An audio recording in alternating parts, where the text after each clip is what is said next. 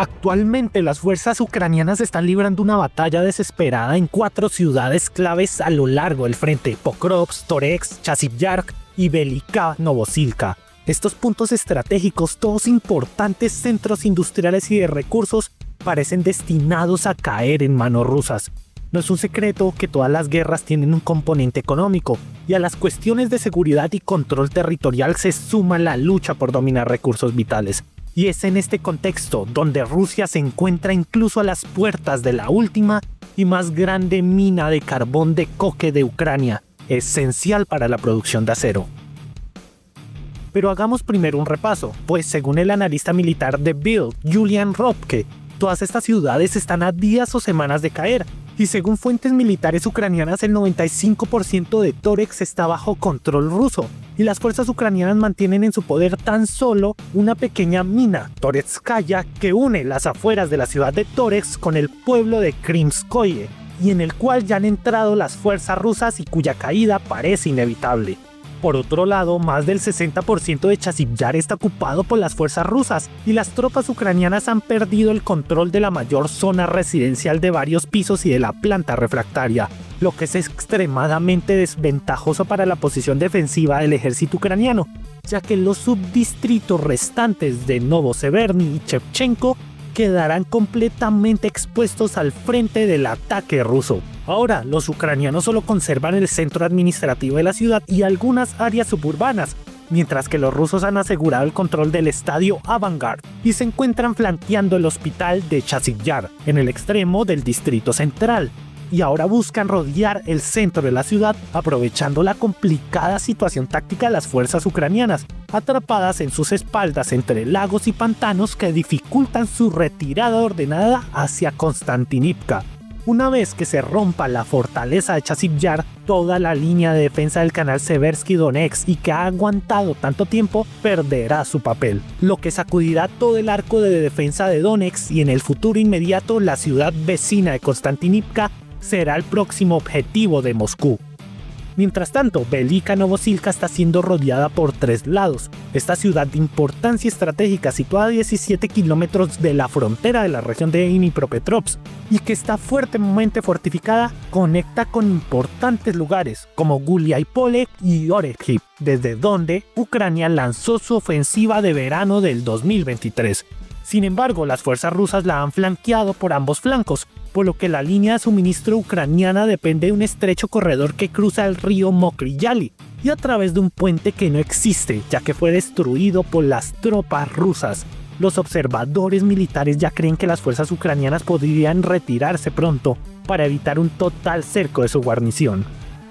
Además, los ataques rusos en el eje sur de Pokrovsk están desarticulando gradualmente la logística ucraniana hacia la ciudad. Actualmente las fuerzas rusas controlan físicamente 2 de los 5 caminos que conducen a Pokrovsk, entre ellos el T-0515 y el T-0406, mientras que un tercero, el T-0504, está bajo su control mediante fuego de artillería en el área de Vodichenka, a medio camino entre Pokrovsk y Konstantinivka. A esto además hay que sumar que han cortado la comunicación ferroviaria entre Pokrovsk y el oeste de Ucrania. Pero incluso los más acérrimos propagandistas ucranianos están preocupados por la situación, como el periodista ucraniano Yuri Butosov, quien ha dicho en su canal de Telegram que la situación en Pokrovsk y Velika Novosilka ha dejado de estar bajo control del mando ucraniano, y el liderazgo del Grupo Operativo Táctico de Donetsk bajo el mando de Oleksandr Tarnavsky y el Grupo Operativo Estratégico de Tropas de Khortytsia comandado por Sergei Anatov ha perdido el control de la situación en el Donbass, y realmente el alto mando del comandante en jefe supremo y el comandante en jefe de las Fuerzas Armadas de Ucrania están demostrando su incapacidad para influir en el curso de los acontecimientos. Según Butosov, el enemigo avanza casi a diario y hay apenas 4 kilómetros más para que Rusia corte la carretera clave Dnipro-Pokrovsk, la E50, y para él realmente Ucrania está perdiendo Pokrovsk de la forma más desastrosa, irresponsable y sin sentido. A nivel táctico, los comandantes de unidades hablan de la irresponsabilidad del mando superior al asignar tareas irreales, la falta de interacción entre unidades y la ausencia de la planificación y organización en la defensa. De hecho, esto no es extraño, pues varios ucranianos han desertado por ser enviados a misiones suicidas, como Alexander, un soldado ucraniano que desertó del frente en el este de Ucrania después de ver cómo sus compañeros de servicio eran pulverizados por los bombardeos rusos durante 6 meses, y los que quedaron recibieron la orden de contraatacar. Incluso su oficial al mando se mostraba reacio a enviar a sus hombres de vuelta a lo que parecía una muerte segura. Entonces, cuando Alexander vio una oportunidad para salvar su vida, lo hizo. Queríamos vivir. No teníamos experiencia en combate, éramos gente corriente que trabajaba en un pueblo. Y así, dadas estas falencias, Butúzov dice que si no hay cambios en la gestión, Ucrania perderá rápidamente Pokrovsk y Velika Novosilka, y los rusos avanzarán hacia la región de Dnipropetrovsk, lo que mostrará de manera extremadamente negativa la capacidad ucraniana de defensa ante la nueva administración de los Estados Unidos, por lo que el nombramiento de un comandante adecuado inspiraría a las tropas y aumentaría la confianza en el liderazgo del país y las Fuerzas Armadas de Ucrania. Y ahora, volviendo a Pokrovsk, las Fuerzas Armadas de Rusia se encuentran avanzando en el flanco occidental de la ciudad y tomaron control total de la aldea de Kotlino, mientras que las unidades de asalto han tomado el control de la parte oriental de Udachine y avanzaron hacia la última mina de carbón coquizable bajo control ucraniano. El carbón coquizable o carbón de coque es clave para la industria de acero de cualquier nación, porque puede soportar temperaturas altísimas y convertirse en coque, un material esencial en los hornos de altas temperaturas. Para hacerlo pasa por un proceso llamado destilación seca, que básicamente significa calentar el carbón a temperaturas extremas, entre 1000 y 1100 grados centígrados, pero sin oxígeno, porque esto permite eliminar gases y otros componentes que no sirven, dejando solo un material sólido muy rico en carbono y muy resistente. El coque cumple dos funciones fundamentalmente en la producción de acero. Primero, genera el calor necesario para derretir el mineral de hierro, y segundo, elimina el oxígeno de ese mineral dejando el hierro puro listo para convertirse en acero.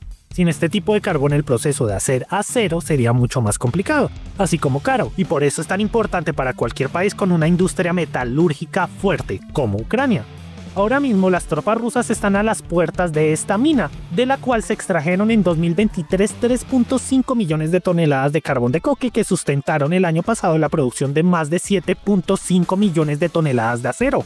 Esto ha llevado que, según Mentivets, uno de los mayores productores de acero y minería en Ucrania y Europa del Este, la mina haya cerrado y se espera que tenga un impacto en la economía ucraniana, ya que se prevé que la producción de acero se reduzca a la mitad, de los 7.5 millones de toneladas en 2024 a menos de 3 millones en el 2025. Pero esta no es la primera instalación de este importante recurso que cae en manos rusas, pues recordemos que en febrero de 2024 las fuerzas rusas conquistaron la ciudad de Avdiivka y con ello la planta de coque de la ciudad. Al igual que la mina de coque en Pokrovsk, las instalaciones en Avdiivka eran una de las más grandes de su tipo en Europa, y según un artículo del País de 2017, la planta tenía una capacidad de producción de hasta 6.5 millones de toneladas de coque siderúrgico al año. En ambos casos, tanto en Avdiivka como en Pokrovsk, las consecuencias tienen un impacto significativo en el comercio, ya que los productos de metal y acero fueron el segundo producto de exportación más importante de Ucrania el año pasado. Estas exportaciones, de las cuales más de 2/3 se dirigieron a países de la Unión Europea, generaron ingresos de 4.400 millones de dólares en 2023. Y antes del inicio de la guerra, la industria siderúrgica ucraniana representaba cerca del 10% del PIB nacional. Sin embargo, la guerra ya ha causado un desplome drástico en la producción, que se redujo de 21.4 millones de toneladas en 2021 a tan solo 6.2 millones de toneladas en 2023. Pero hay más, pues las pérdidas de estas capacidades productivas no solo reducirán los ingresos fiscales para Ucrania, sino también privará a las Fuerzas Armadas de materiales esenciales para la fabricación de blindajes, raíles para los ferrocarriles, un medio de transporte crítico durante la guerra, así como chalecos antibalas y cascos para los soldados. Por ejemplo, a principios de este enero, Mentivets lanzó la producción de placas de blindaje protectoras para los sistemas de defensa aérea Patriot, de fabricación estadounidense, que protegen los cielos ucranianos, pero ahora se encuentra en riesgo. Y como un paréntesis, desde el inicio de la guerra, la industria ha sido parte integral de la defensa de Ucrania, que ha hecho de los grandes complejos industriales auténticos búnkeres en los que alargar las batallas urbanas que ya se encontraban perdidas. Por ejemplo, Azovstal, en el pasado una empresa sin igual en la Unión Soviética y con escasos homólogos en el resto del mundo, adquirió relevancia no por su capacidad de producción de acero, sino por la protección que otorgó a la brigada Azov y otras unidades ucranianas que se resguardaron en ellas tras la derrota en la batalla por la ciudad de Mariupol. Yuzhmash, la factoría única en Ucrania que producía los misiles balísticos intercontinentales soviéticos, no ha adquirido presencia mediática por su importancia en la producción actual, sino por ser el escenario elegido por la Federación Rusa para probar por primera vez un misil balístico de alcance medio, Oreshnik, disparado sin carga explosiva y a modo de advertencia.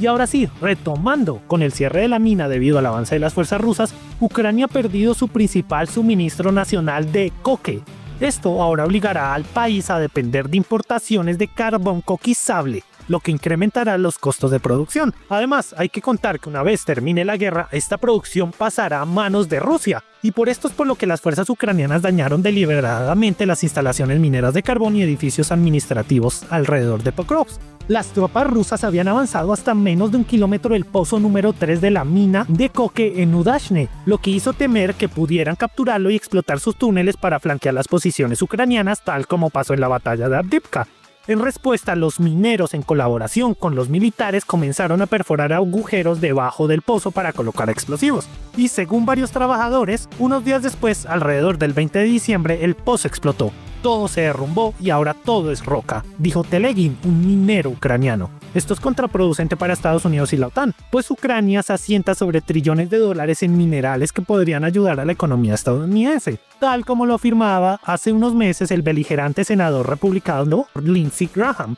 que buscaba un argumento de peso para captar la atención de Donald Trump y justificar la necesidad de continuar luchando hasta que Ucrania recupere sus territorios perdidos, donde se encuentra una gran parte de esa riqueza natural. Además, según la empresa canadiense de análisis de riesgos geopolíticos SecDep, Ucrania no es solo el granero de Europa, también es una superpotencia mineral con algunas de las mayores reservas de 117 de las 120 minerales más utilizados en el mundo. De los 50 minerales estratégicos identificados por Estados Unidos como fundamentales para su economía y su seguridad nacional, muchos de los cuales son bastante raros, pero claves para determinadas aplicaciones de alto valor, Ucrania suministra 22. Ucrania posee las mayores reservas de uranio de Europa, las segundas mayores reservas de mineral de hierro, titanio y manganeso, y las terceras mayores reservas de gas de esquisto, titanio y manganeso, así como grandes yacimientos de metales de tierras raras. El comentarista conservador Mark Tyson, en un artículo publicado por The Washington Post específicamente dirigido a convencer a Donald Trump de la necesidad de controlar esos recursos para que no queden en manos de Rusia o China, dice que estos minerales son esenciales para la producción de bienes vitales que van desde aviones, teléfonos móviles, vehículos eléctricos, acero y energía nuclear. Desde el cambio de régimen en Ucrania que supuso la victoria del Maidán, Ucrania ha centrado sus ambiciones económicas en convertirse en una superpotencia agrícola y facilitar la venta de las tierras agrícolas a inversores extranjeros y explotar sus riquezas naturales.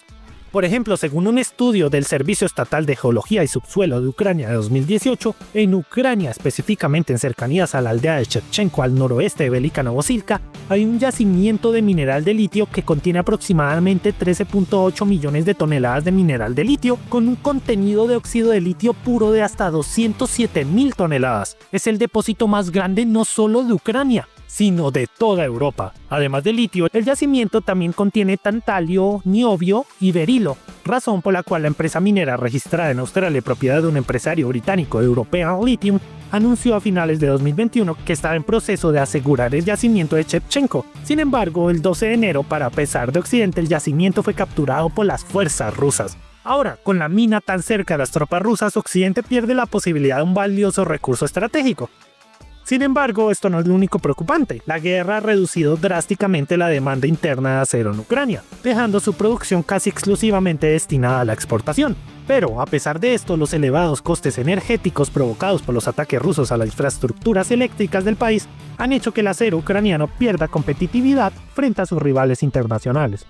Mantener la mina en funcionamiento el mayor tiempo posible era fundamental para mantener la economía ucraniana, que dependía del carbón de coque para fundir el mineral de hierro y convertirlo en acero en sus fábricas situadas más al oeste. Pero a pesar de la importancia en la industria metalúrgica a la hora de obtener ingresos por exportaciones y también como materia prima para la producción industrial y militar, la mina se encuentra en una parte del frente que ha dejado de ser prioritaria por Ucrania, que prefiere utilizar gran parte de sus recursos para mantener sus posiciones en Kursk, en lugar de depender recursos económicos claves como la mina de la que depende la producción metalúrgica o el campo de litio que Ucrania aspira a explotar en el futuro. En pocas palabras, Ucrania ha vendido al Donbass nuevamente, no solo en materia militar, sino en materia económica. Y según Rusty Ayayev, un obrero de 40 años que pasó la mitad de su vida trabajando en la mina, es muy doloroso dejar un lugar que había ayudado a construir y desarrollar. Cuando habló la semana pasada todavía no había recibido noticias de la gerencia sobre el futuro de la mina, y sinceramente dijo: creo que este es el final.